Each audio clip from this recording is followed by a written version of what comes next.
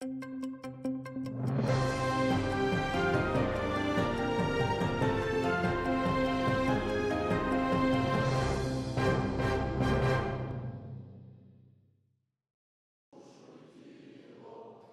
на випередження окупантам, боротьба зі зрадниками та очищення власних лав. Такі завдання для Служби безпеки України назвав її новий очільник Василь Малюк. Його затвердила на цій посаді Верховна Рада. Малюк заявив про зміну підходів, про переформатування контррозвідки та військової контррозвідки, надскладні завдання, які виконують бійці Центру спецоперацій, результати роботи слідчих і кіберфахівців. В українському епосі ми шануємо такого героя, як козак Мамай. У моєму кабінеті є картина, де він зображений з бандурою, сидить на черепах ворогів України. Тож смерть – це єдина перспектива, яку ми можемо запропонувати окупантам. Також український парламент затвердив Ігоря Клименка новим очільником Міністерства внутрішніх справ. Він тимчасово виконував обов'язки міністра після січневої авіатрощі у Броварах, де загинули керівники відомства. Ми забезпечимо невідворотність покарання для кожного, хто зі зброєю в руках прийшов на землю нашої батьківщини, вбиває, грабує мирних жителів, нищить цивільну інфраструктуру, житлові будинки та промислові підприємства, хто влаштовує геноцид, енергетичний та мінний терор.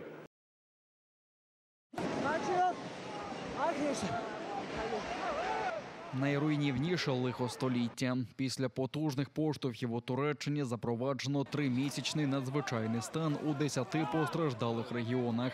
Відомо про щонайменше 5 тисяч загиблих, близько 15 тисяч людей вдалося звільнити з бетонних пасток. Але під завалами перебуває ще дуже багато. Başkanım burada var. Evden çıkan battaniye oluyor. Gel. Aslan parçası. Al abi, al abi. Bravo.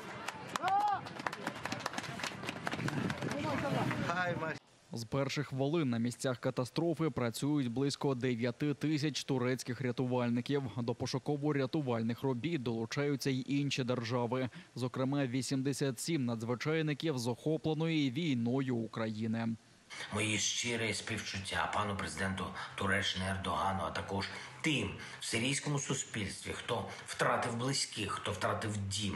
Україна негайно відгукнулася і запропонувала Туреччині підтримку у проведенні відповідної рятувальної операції.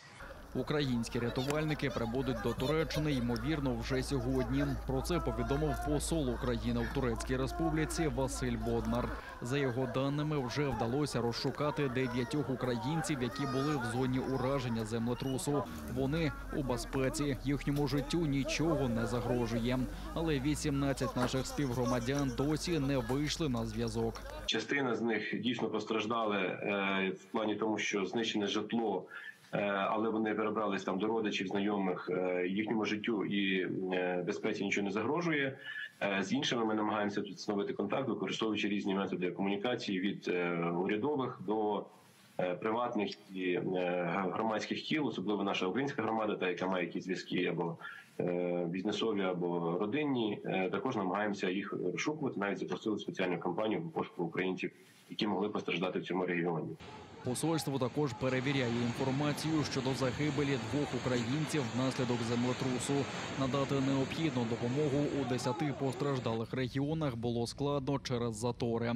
Турецький міністр довкілля та кліматичних змін пояснив, що вони розташовані дуже щільно. Так чи інакше, потужні поштовхи вплинули ледь не на кожного 6-го жителя Туреччини. Bu deprem il itibariyle, nüfus itibariyle baktığınızda da Якщо поглянути на кількість населення, то цей землетрус безпосередньо вплинув на 13,5 мільйонів наших громадян. Ті будівлі, які були трохи пошкоджені першим поштовхом, після другого землетрусу, на жаль, були цілком знищені.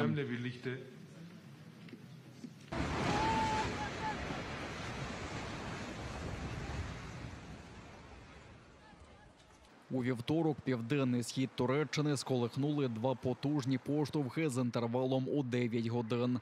Перший землетрус у 7,5 балів за шкалою Ріхтера підсилив майже 8-бальний поштовх. Багатоповерхівки розсипалися як карткові будиночки. Загалом зруйновано більше 5 тисяч будівель. Мороз, сніг і дощ ускладнюють пошук тих, хто вижив під уламками будівель. За словами очевидців, вони чують голоси похованих під руїнами людей. Росіяни перегруповуються та пнуться на 5 ділянках фронту. У Генеральному штабі фіксують ворожі спроби наступу на Куп'янському, Лиманському, Бахмутському, Авдіївському та Новопавлівському напрямках. Але найгарячіше нині в Бахмуті. Ворог намагається просуватися вглиб міста зі сходу та півдня, а також перерізати трасу на Костянтинівку. Загарбники прагнуть оточити українських оборонців у Бахмуті, але дістають великі втрати у М'ясі та Залізячі. Марні потикання москолоти фіксуються на іншій важливій ділянці неподалік Авдіївки, Мар'їнки та Вугледара. Там жодного успіху окупанти не мають. Російське м'ясо, яке не встигло змішатися з українським ґрунтом, лікується у шпиталях по всіх окупованих регіонах. Для реабілітації поранених та прикриваючих цивільними противник облаштував черговий військовий шпиталь у Херсонській області. На першому поверсі Каїрського психоневрологічного будинку-інтернату розмістили військовослужбовців Збройних сил Російської Федерації, а цивільних пацієнтів перевели на інші поверхи. Медичне обладнання окупанти вилучили та перевезли з районної лікарні населеного пункту Велика Липетиха.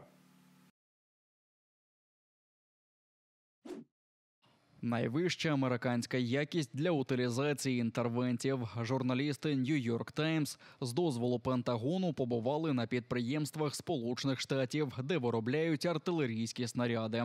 Відвідали завод у Скрентоні, штат Пенсильванія, де виготовляють корпуси боєприпасів, а також фабрику у Мідлтауні, штат Айова. Там готові корпуси снарядів наповнюють вибуховою речовиною та пакують для відправлення. Зазначають, що значна частина цих снарядів уже невдовзі летітиме з українських гармат по російських окупантах. Завод у Скрентоні перше почав виготовляти сталеві корпуси для снарядів ще у 50-х роках минулого століття. Сталь прибуває на завод у понад 6-метрових брусах, кожен з яких важить майже тонну. Тоді автоматизовані пилки ріжуть заготовки, які відправляються до печі. Гідравлічні преси надають форму розпеченим циліндрам, а потім 4-годинна термічна обробка. Саме завдяки ній на полі бою снаряди розриваються на дрібні уламки. По нанесенню захисту від корозії снаряди відправляють до Мідлтауна, де порожні металеві корпуси перетворюються на готовий боєприпас. Після наповнення вибухівкою снаряди перевіряють під рентгеном, щоб виявити будь-які порожнини всередині. Частину снарядів відстріляють з гаубиць на полігоні в Аризоні. Лише після прискіпливих випробувань решта десятків тисяч снарядів, зроблених цього місяця, будуть затверджені для використання.